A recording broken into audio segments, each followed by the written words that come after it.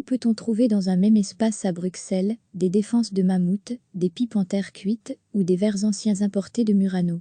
Le département patrimoine archéologique de la région bruxelloise conserve dans un lieu sécurisé des milliers d'objets trouvés lors de fouilles archéologiques. Nous sommes partis à la découverte d'une réserve qui raconte l'histoire de Bruxelles. Pour ouvrir ces réserves situées dans les sous-sols d'un bâtiment du Mont des Arts à Bruxelles, des clés précieusement gardées dans un coffre-fort sont nécessaires. On y découvre des rayonnages entiers de boîtes qui contiennent des milliers d'objets trouvés depuis de nombreuses années par l'équipe d'archéologues d'Urban Bruxelles. Chaussures, statuettes, ossements ou verreries, autant d'objets qui permettent de remonter le temps. Ils peuvent dater de l'époque romaine, médiévale, de la Renaissance ou du XIXe siècle par exemple. On conserve toutes ces choses qui peuvent nous apprendre comment vivaient les gens avant nous à Bruxelles, explique Jeff Pinsil, archéologue et responsable du laboratoire urbain. Bruxelles. Avant d'être entreposée, chacune de ces traces du passé est d'abord analysée dans un laboratoire.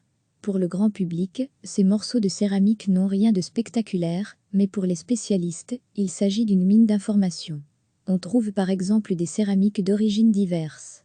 Il y a de la céramique locale, de la céramique mosane, il y a aussi des éléments allemands, nous retrouvons également différentes formes, comme des pots à cuire, des cruches, des éléments de construction, explique l'archéologue Stefan van Bellingen. Kuhn est archéobotaniste. Selon lui, c'est lorsque l'on retrouve un WC que l'on peut glaner le plus d'éléments sur les habitudes de vie. Les latrines sont des structures construites plus profondément dans le sol. Elles sont à l'abri de l'oxygène, et donc le matériel organique est parfaitement conservé. On retrouve des semences, des fruits, du bois, des pollens mais aussi des restes animaux, comme des œufs de parasites. Et tout est bien conservé. Grâce à ces découvertes, ces chercheurs peuvent très clairement savoir par exemple qui mangeait quoi et comment, même au Xe siècle. Dans le haut de la ville, où vivaient les riches, on mangeait du poisson qui venait parfois de loin, ou du gibier, ce que l'on trouvait moins dans le bas de la ville. Pour la nourriture du pauvre, on retrouve des éléments qui font davantage référence au pain ou au bouilli qu'il mangeait, explique Anne de Graeuve, responsable du département patrimoine archéologique d'Urban Bruxelles.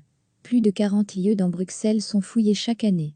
Et contrairement à ce que l'on pourrait croire, les archéologues ne trouvent pour ainsi dire jamais de pièces d'or ou de bijoux précieux, mais bien des objets de la vie quotidienne très importants pour faire avancer la recherche.